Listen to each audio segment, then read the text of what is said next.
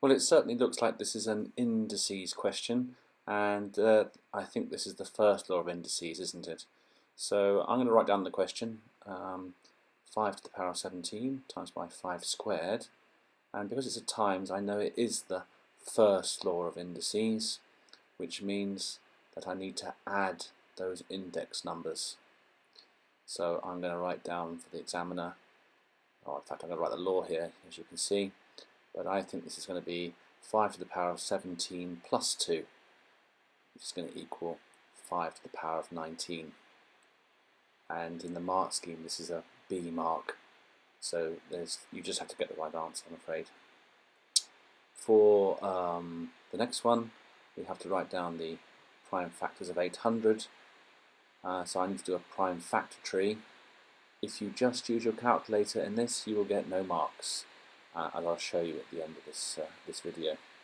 So I think the quickest way to break that down is I can see that 80 times by 10 is 800, and 80 is the same as 8 times by 10, and I can break the 10s down into a 2 and a 5, which are both prime, so I'm going to circle them, and 8 again is 2 and 4, isn't it? 2 is a prime, so I circle that, and 4 of course is 2 times by 2, so that's their primes, and 10 we've already done, 2 and a 5. So all I need to do now is write down the prime factorisation of 800. So I need to count how many 2's have I got. I'm going to put a little dot underneath. It's good practice, isn't it? So I'll make sure I don't count them twice or something silly. 2 to the power of 5 times by, I think I've got 2 5's, 5 squared. Now of course I know that I have a factorisation key on my calculator, so I'm going to check my answer on my calculator to make sure I made no silly mistakes. But just using the calculator will be problematic. So type in 800, then you press equals and shift and fact, and it factorises your number for you, and hey presto, you've got the same answer.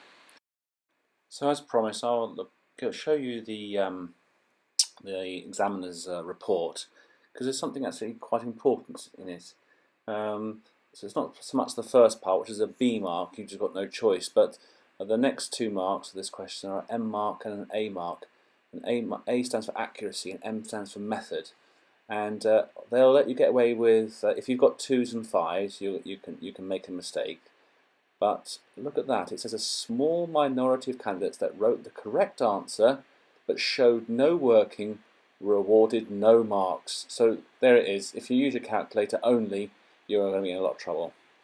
Okay, so let's look at the mark scheme then. So as I said, B mark, M mark, A mark, and I definitely suggest writing 2 to the power of 5 times by 5 squared, as your calculator does.